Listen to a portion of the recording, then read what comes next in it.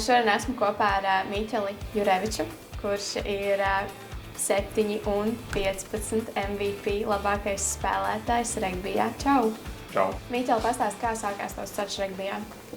Man bija 10 gadi, es vēl biju pavisam jauns puika. Un es biju iepriekš izmēģinājis dažādas citas sporta veidus, kā futbolu, vieglatlētiku, peldēšanu. Un tad pirms sāku spēlēt regbiju, vēl trenējos florbolā. Un tad bija tā, ka man vecākais brālis spēlēja regbiju. Un, es vispār nelikos nezinu par to, kas tas regbijs ir. Es zināju arī, ka viņš labi spēlē un ka viņi tur savā ziņā arī daudz slavēja. Bija tā, ka vienu dienu man vecākais brālis Eļušs pienāca klāt. Un viņš man tā tīri profilaksēja, pajautāja, vai es varbūt gribu atnākt uz regbiju treniņu. Man pat nevajadzēja ilgi domāt, un man uzreiz tā doma tā piesaistīja, jo regbijs, kas kaut kas nezināms, kaut kas jauns, un es to uztveru kā tādu izaicinājumu. Un tad es aizgāju uz treniņu, un mēs bijām kaut kādi, gandrīz 10 cilvēki tajā treniņā, un visi tādi galīgākie iesācēji, labi atceros, un dažiem vēl joprojām draudzējos, kā Markus Skrālišs, Mātiņš Šulka, Patriks Ozols. Laikam pa vienai spēlē visi bija nospēlējuši, bet tā saprašana par regbiju vēl nebija īsti nekāda. Tad mēs visi vienkārši tur daudzījāmies, gājām uz kaut kādiem nenoteiktiem mērķiem vēl tajā laikā, bet mums patika, mums piesaistīja tas sporta veids. Un tāds arī turpinājās. Es aizgāju uz to pirmo treniņu, sapratu, tas ir mans, un es turpināju. Mēs kopā tā arī spēlējām ilgus gadus. Tu arī pirmajā treniņā saprati, jā, šis ir mans sporta veids. Jā, momentāli. Es visu pārējo atliku pie malas, un nekāds man vispār tur futbols nekas vairs neinteresēja. Man bija tikai vienīgi fokus uz regbiju. Un tad es sāku iedziļināties tajā visā vairāk. Un iet vērot arī pieaugušo komandas treniņus, tā skaitā, kur man arī brālis vēl trenējās. Jā. Laika gaitā tad jau pienāca arī pirmās spēles, kur tev, protams, jau paliek lielāka sapratne par to, kas tur notiek. Un pēc katrām tām spēlēm un treniņiem, kur jau palika smagāk, līdz ko tu attīsties, tad arī bija tā kā, vajag vēl un vēl. Jā, tā kā tāda narkotika bez mazliet. Ko tev regbijs ir devis kā cilvēkam, kā sportistam? Daudz draugus, tas ir pirmkārt. Jā, regbijs man ir aizvedis dažādākos ceļos un tā palīdzējis man attīstīties kā personai, kļūt atklātākam, komunikablam, daudzos citādos veidos palīdzējis dzīvē. Un jā, tā ir jau tagad, kā mēs saucam sevi par vienu lielu ģimeni. Cik es saprotu, tev arī agrāk ir bijušas liekā svara problēmas. Jā, tā bija, jā. Un tad regbijs tev ir tieši ar šo ļoti palīdzējis. Viennozīmīgi, man regbijs norīdījis tajā aspektā kārtīgi. Un, kad es iesāku, es biju tāds mazs bumbulīts, un es nevarēju paskaidrot, un tā vietā, lai es skrietu, es drīzāk tā kā staigāju, varētu teikt, un nebija viegli. Jā, bija jāsāk domāt par pareizu uzturu, par to, kā es varu kļūt sevis labākā versija, jo tas sporta veids, viņš no tevis prasa daudz, un tev vajag būt ātram, izturīgam, fiziskam, skrienošam, un tad es to uztveru kā tādu lielu mācību. Es gan googlēju, es gan tur skatījos spēles, gan gāju uz citām spēlēm, un tas viss man, tikai ved uz priekšu. Tev ir mainījušās arī pozīcijas, vai tu vienmēr spēlēsi kādā konkrētā, un kāda tā ir? Kad man bija pirmās spēles, tad tur nebija tādas īsti pozīcijas. Tur bija vienkārši, sāku U10 līmenī, vecumā. Un tur bija tā, kad mēs bijām laikam 6 spēlētāji komandā uz laukuma. Un tā spēle noritēja tīri kā ar aizsardzību un uzbrukumu. Ja kā regbijā mēs zinām, ka bumba izkrīt uz priekšu, tad tā lielā grupa cīņa. Tur bija tā, ja vienai komandai viņi izkrīt bumbu uz priekšu, tad bumba pāriet vienkārši otrai komandai. Un no tās vietas viņi izspēlē tu bumbu un turpina tālāk skriet. Jā. Bet laika gaitā, kad es sāku spēlēt pie vecākām vecuma grupām, tad parādījās arī pozīcijas, un man tad tā pirmā pozīcija, kur man arī iespēlēja pašā sākumā, un kur man arī bija visatbilstošākā, bija pirmā līnija. Es sāku spēlēt par hukeri, kurš stāv tā kā cīņa tieši pa vidu, un kurš arī met autu izspēles. Un jā, kaut kā bija tā, kad laikam ejot, es nenormāli izstiepos. Jā, tas viss no sporta, jā, un ķermenis attīstījās, un pusauģu vecums un viss. Un tad es izstiepos, un man tā pozīcija nomainījās. Tad es aizgāju tā kā, var teikt, vienu līmeni augstāk uz otro līniju. Tur tajā pat cīņā pie gaļīgajiem es arī paliku, tad es spēlēju otrajā līnijā kādu laiku, un pēc tam jau es spēlēju trešajā līnijā. Tas bija kāda 2017. gada 16. un tur es joprojām esmu, tā man ir tāda visiemīļotākā pozīcija līdz šim. Kas tev ir jādara šajā trešajā pozīcijā? Trešās līnijas pozīcijas visas pild vienu to pašu darbu. Tas ir 6, 7, 8 pozīcijas, kurām ir jānes bumbu kontaktā. Ļoti daudz spēles laikā ir jāizsargājas, jāveic tvērieni, tas būtībā kāds ir jādara ikvienam. Bet ļoti daudz ir tā, ka ir jāpieslēdzas arī pie tādām ātro spēlētāju izspēlēm. Un katrai pozīcijai ir tā sava vieta, kur viņiem ir jādarbojās. Ir pozīcijas, kas ir ļoti līdzīgas, kurām ir vienādi tie pienākumi, bet, teiksim, man kā trešās līnijas es pārstāvu spēlēt par 7. numuru, man tad ir jāizskan tajās situācijās, gan uzbrukumā jāpieslēdzas un jānoved spēle līdz galam, jābūt laikā nosakt traku, un arī tas pats aizsardzībā, protams, jābūt ļoti aktīvam, jāuzspiež līniju, jāvada aizsardzības līniju, un vienkārši jābūt tādai balsī, tādam dzinulim, ko es arī cenšos darīt.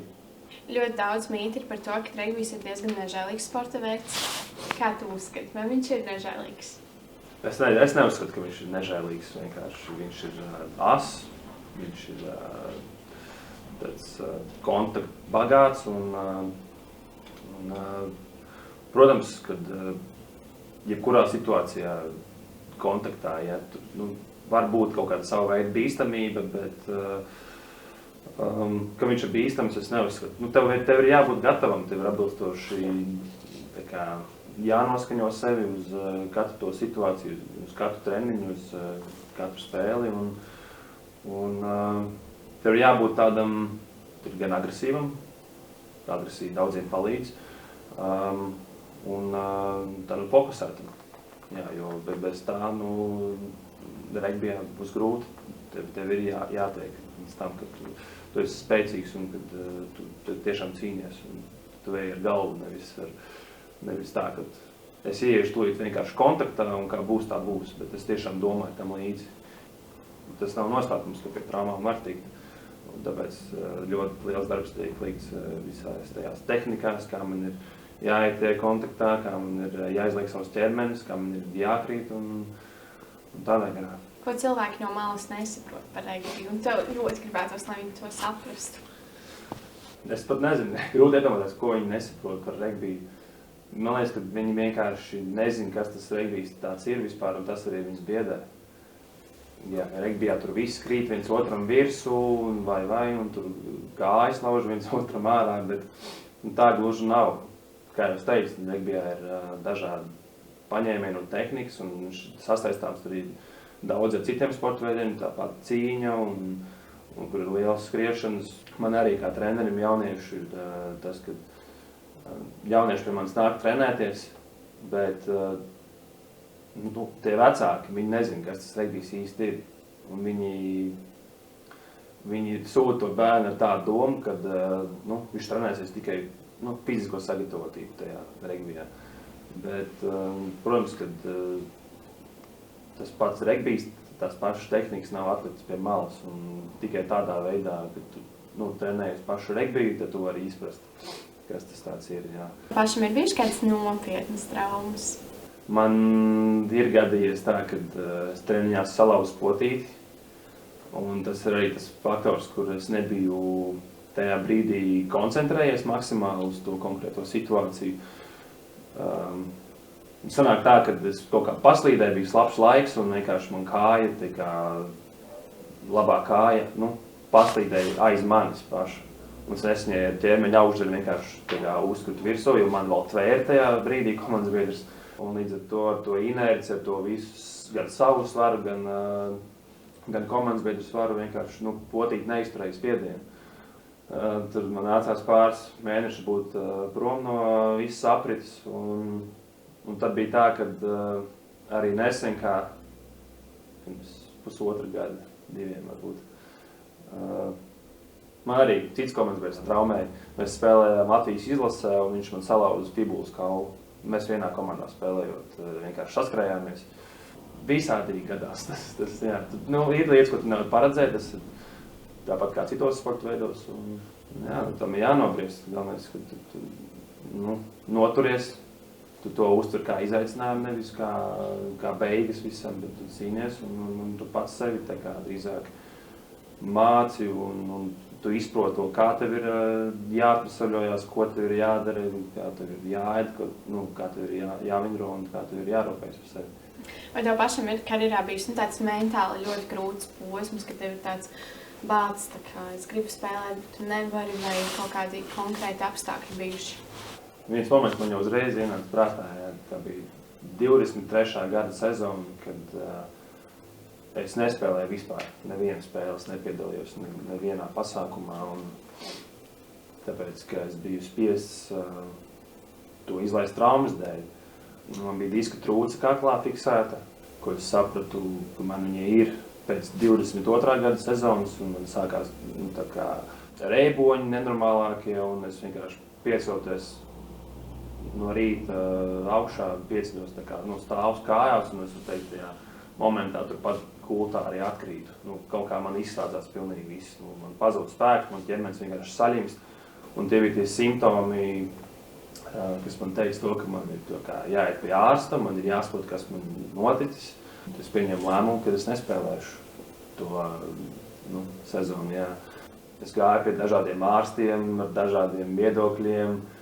Un dažs labs man teica, ka man ir jātaisa operācija. Un ka pēc operācijas viss būs ok, un tu varēsi atgriezties apritē, un tu būsi kā jauns. Tad atkal bija ārsts, kur teica, ka man vispār vairs nav variantu spēlēt, nekad dzīvē vairāk, man ir jātaisa nekavējoties operācija. Un bija tāds kā uztraukums ritīgākais, tas ir viss, tas tā kā neturpināsies, viss šitais, kas ir bijis. Bija tā, kad es zināju, tad ļoti Latvijā zinām pieprasītu fizioterapeitu treneri Raivs Gabrānovs. Viņš pats sagatavo fiziski regbistus tieši konkrēti, arī trenē viņus un apkop kā fizioterapeits. Es gāju pie viņus konsultācijām. Viņš sāka tur stiept to kaklu, masēt diafragmu, man bija jātaisa dažādi dziļās muskultūras vingrinājumi, un nezinot, kā būs, mēs vienkārši turpinājām to darīt. Līdz ko beigās man pazuda visi reiboņi, man pazuda visi tie simptomi.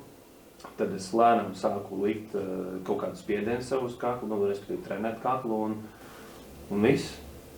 Man šķiet, ka viss ir kārtībā, un kad es varu atkal apmeklēt treniņus, un es jūtu, ka ir tā gaisma tuneļa galā, un kad nekas nav beidzies. Jā.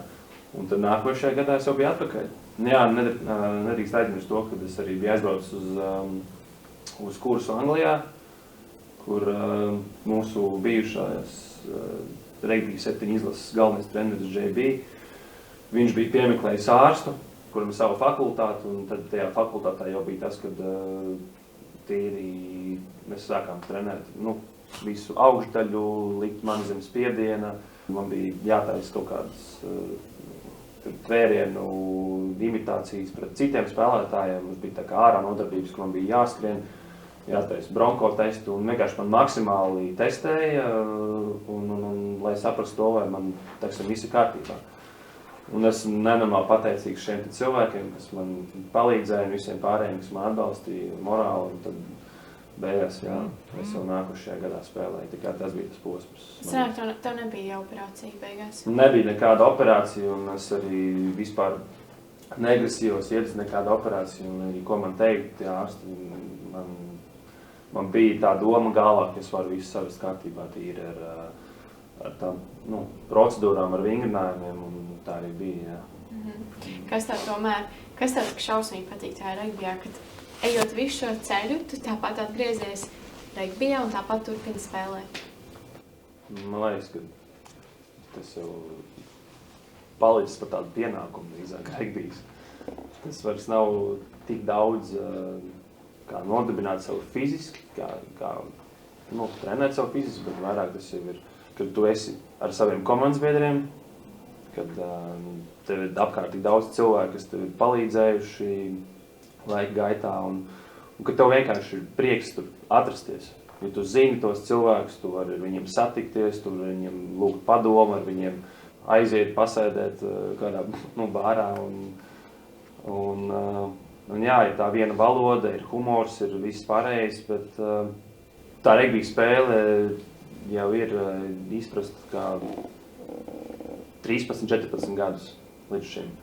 Un vienkārši spēlēt ir tas, ka man gribās izlikt visas savas emocijas, man gribās būt tur un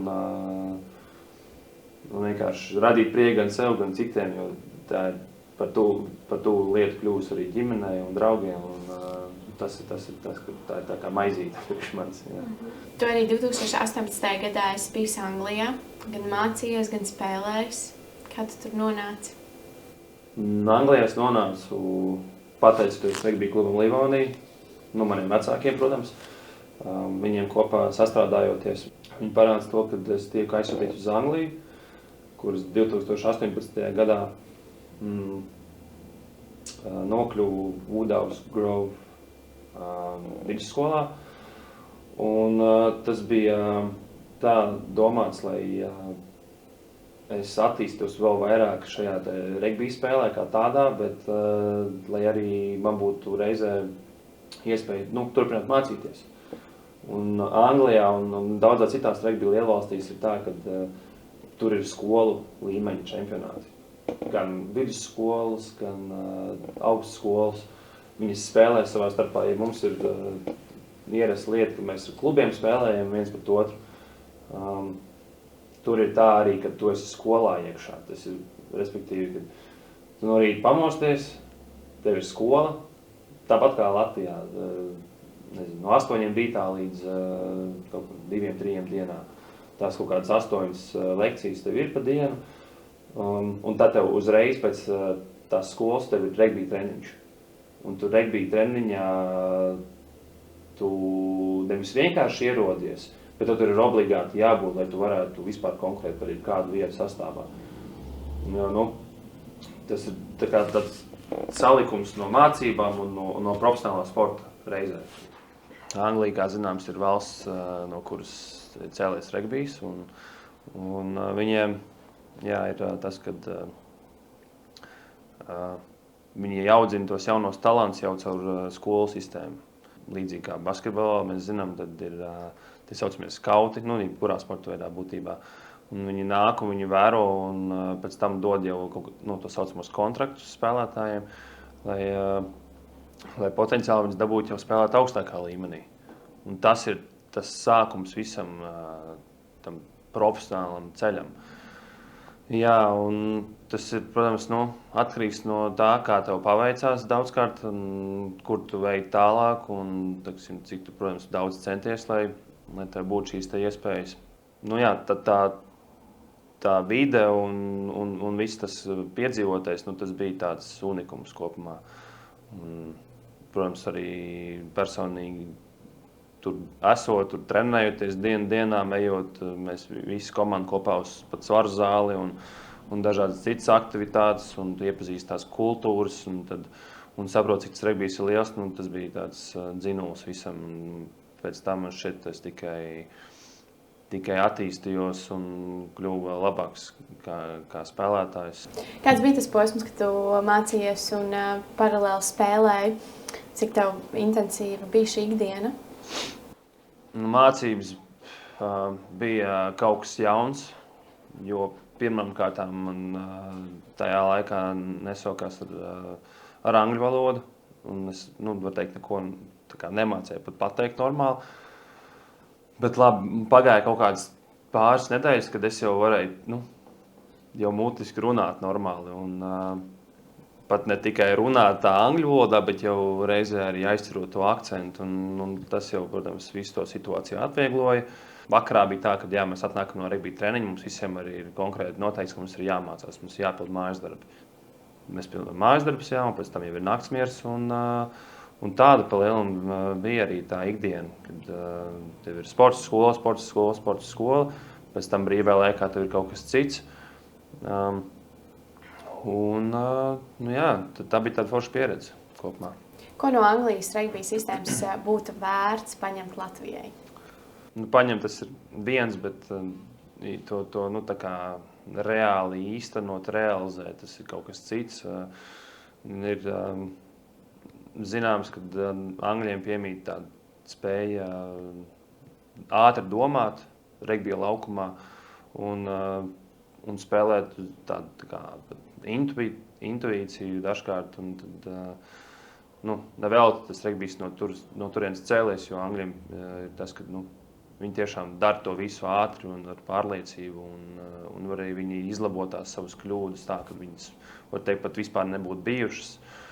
Tā kā es teiktu, ka mums ir vienkārši pirmām kārtām jāiet un spēlēt, teiksim, mums ir jāeksperimentē. Lai arī kāds tas rezultāts, lai kāds iznākums būtu, mēs vismaz ejam uz to konkrēto situāciju un mēs to visu atstrādājam līdz galam. Jā, lai gan, varbūt mums nav tā kā vislielāk tas IQ saucamais, regbijā, un arī, protams, tas pats fiziskais un protams, tās spējas izskriet tajās situācijās, būt laikā, jo tas ļoti daudz atkarīgs no taiminga regbijā. Būt īstajā vietā, skriet pareizās līnijas, atrasties tur, tas viss ļoti punktuāli tur. Viņi grib, lai tie treneri un paši spēlētāji, lai kāds cits, ir spēlētāji, kas ir kā saspēles vadītāji, un ir spēlētāji, kur pild to darbu, iet tajā saspēlēs iekšā. Šobrīd tu arī pats spēlē Anglijā un paralēli dzīvojies arī Latvijā. Kā tu vari savienot šīs divas valstis, šīs divas kultūras un savienot šo attīstību? Jā, Anglija, var teikt, jau kļūst par tādu tuvu vietu, kur es varu brīvi aizbraukt, un man tur ir daudz draugu, un es tur būšu pieņemts. Tā kā, galīgi nav sveša vieta. Un bija tā, ka jau pagājuši gadu Toms Deividsons, kurš vienā komandā spēlējušies treneris, kurš ir latviešu saknēm, viņš ir spēlējis Latvijas izlasē, un viņš arī ir mums labs draugs Livonijai. Uzaicināja mani paspēlēt pie savas komandas. Un lielam ir tā, ka tā vieta, kur tas klubs bāzējas, atrodas netālu no Bradfordas, arī kur es mācījos. Un uz Bradfordu vai pat uz Manchesteru, kas ir arī netālu, nav dārgi aizlidot. Un pat skatoties lidojumus nedēļu iepriekš, tur par lētām naudām aizlidot turp, atlidot atpakaļ. Tas pavisam nav sarežģīts process. Braukt tur un spēlēt, tas ir nedaudz savādāk. Tad uz treniņiem nāk, es negribu samalot, ir pat bijis tā, ka līdz 35 par 40 cilvēkiem, un lielākā daļa, mums ir kaut kādi 25 līdz 30 konkurenti uz pirmo sastāvu. Tā konkurence ir diezgan liela, un katrs nāk, un viņš nāks treniņu ar to domu, ka viņš reāli ieguldīsies tajā visā. Nevis viņš vienkārši nāks patrenēties tā priekš sevis, bet viņš ies un viņš mācīsies. Un reizē arī viņš grib, lai tam visam ir rezultāts. Viņš grib spēlēt pirmajā sastāvā, kas ir prestiži, un arī līmenis, kurā mēs esam, ir Anglijas mērogā augsts.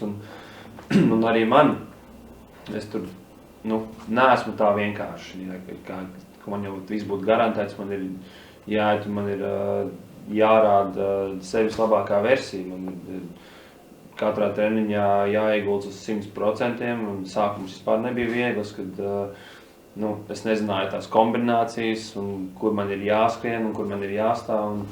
un lai tur iefiltrētos, man pagāja laiciņš, jā, un līdz šim, katru nedēļu tu trenējoties, jā, tev ir liels pārbaudījums priekšā, bet es noteikti uz visiem 100% izbaudu to laiku tur, un jau iepazīt tā kultūra un tā komanda, un es tikai mācos, un man liekas, ka kļūst tikai labāks kā spēlētājs, jā. Kā tu vispār nonāci spēlēt Dienvidāfrikā? Arī man šeit tas bija tāpat kā Anglijā, caur aģentu, ko bija piemeklējusi Livonija, un tad ar aģentu palīdzību viņš atrada, viņuprāt, man piemērot skolu, un tur bija tā, ka, jā, protams, tāpat kā Anglijā mēs palikām tie saucamajās kojās, un tā doma arī bija, kad es vienkārši turpinu mācīties, bet reizēs arī spēlēju augstā līmenī, un tur spēlējot, tev arī, bija tāpat kā Anglijā, ka tev vēro, ka tev dod kontrakts, ka tev sūta uz universitātēm, un tas regbijs ir tiešām tāds, ka jebkur, kur tu ej, jebkura cilvēku tu runā, visi zinās, kas būs regbijs. Tā kā pilnīgi visi. Tev uz spēlēm nāk vairāk tūkstoši skatītāji. Tev ir dažādi tirdziņi, tev ir tur ēdieni, dzērieni, tad tur ir dažādas balvas, tur ir stafetes, un mums ir veseli 3 laukumi, un kur uz katru laukumu notiek spēles. Mums sākas no U13, kas ir jaunākā vecuma grupa, līdz pat U18, bet katrā vecuma grupā tev ir 4 līdz 5 komandas. Tā kā, un man arī pirmais gads bija tā, kad man bija 17 gadi, un es spēlēju, attiecīgi U18 grupā, bet es spēlēju, 2. sastāvā. Līdz 1. sastāvam es netiku. Tad 2. gadā jau es spēlēju 1. sastāvā, un 1. sastāvs ir tāds tā kā pats galvenais, tāds ķirsīt uz odziņas, kur tev ir tā kā visvairāk fani, tev ir atsevišķa deja priekš tās komandas, kur izpilda pārējie skolu biedri.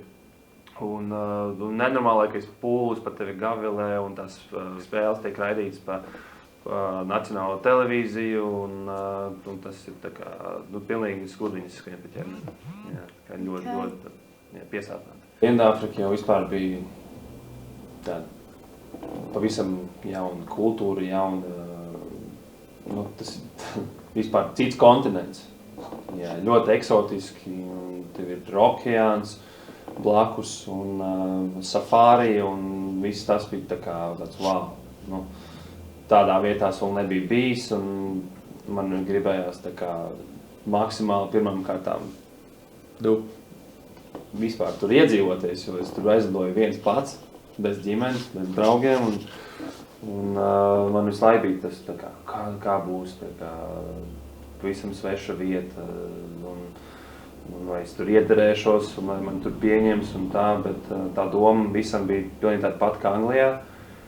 Skola līmenis, brauc, mācies, tur trenējies un spēlē, protams, bet tad, kad es aizbraucu tur, es sapratu, ka tas līmenis tur ir vēl augstāks nekā Anglijā. Un Dienvidāfrikāņiem viņiem piemīt, kā spēlētājiem, tāda lieta kā ja Anglijā mēs pastamies ir vairāk strateģiskāks regbijs, tad Dienvidāfrikā ir tāds ļoti ass un kontaktiem bagāts. Un tur bija tā, ka es nepajokam pakļuvu zem dažādākiem spiedieniem un kaut kāds arī mikrotraumas bija, un man bija tā, ka man bija tiešām jānobriest.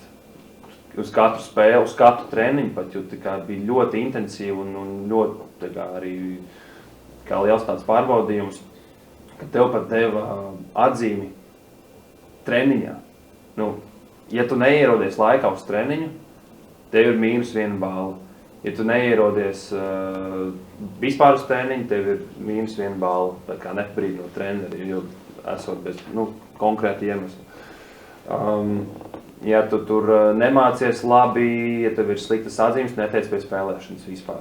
Tas ir tā kā, tu esi tādā disciplinārā skolā iekšā, var teikt. Bet kopumā, jā, tad bija nepilni 2 gadi pavadīt tur. trenēties, spēlējot, esot skolā, un tā skola arī ir tāda, ka viņi ir dažādi kompleksi. Lai tiktu uz nākamo klasi, tev ir bez maz vai jāiet caur skolas teritoriju, jāpamet tā ēku un jāiet uz nākamo, bet, kad tu eji, tad tev ir ļoti skaists dārzs, tev ir palmu koki, tev ir redzams laukums, tev ir redzams okeāns, ļoti tā piesātnāt, ļoti zaļi, viss ar ziediem, un tad ja bija smieklīgi arī, kad tu sēdi tajā nodarbībā un tev vienkārši, teiksim, mērkaļs pēkšņi uzvar palodas. No ārpuses, jā, un tā kā tur tā daba vienkārši nepārspējama. Kādi ir topošie mērķi saistībā ar regbiju?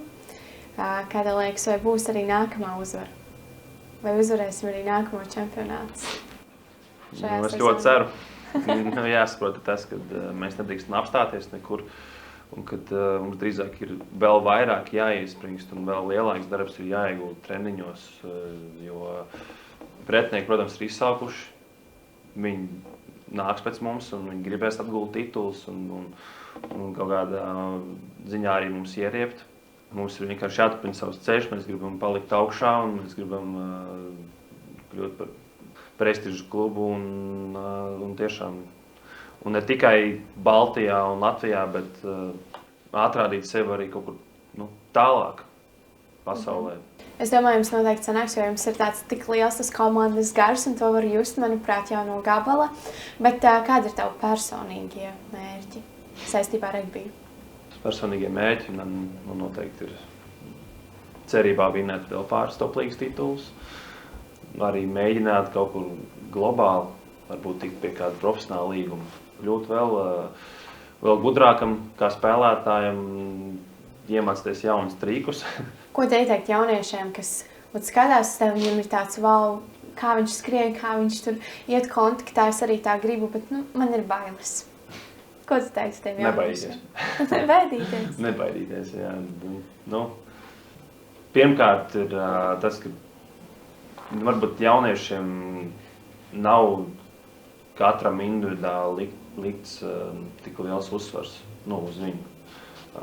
Lai viņu sagatavotu pienācīgi tām regbija spēlēm, regbijam kā tādam, bet tam jaunietim katram viņam ir jāgrib tā kā dziļi iekšā, viņam ir jāgrib to regbiju mācīties, īstenot, tā kā, būt tur iekšā un kā viņš to var darīt, tas ir tikai atkarīgs no viņa, bet es varu teikt to, ka mācieties visi, tā kā esiet ne tikai treniņos, bet arī ārpus treniņiem, īstenojiet sevi gan skolā, gan ārpus skolas, un jā, tā ir tā kā tāda vēlme tiekties pēc kaut kā. Jā. Tas pats arī ir regbijā. Paldies tev, manuprāt, tev visi mērķi piepildīsies. Es novēlu tiešām, lai tu tiec augstākajā līgā un visi zina, kas ir Miķelis. Bet es padalīšos noteikti ar visiem jauniešiem, ar visiem, kas vēlas pieteikties un grib spēlēt regbiju aprakstā, ar visiem kontaktiem. Paldies, ka tu esi ieradies šodien. Paldies. Lai tev viss izdodas. Paldies. Atā.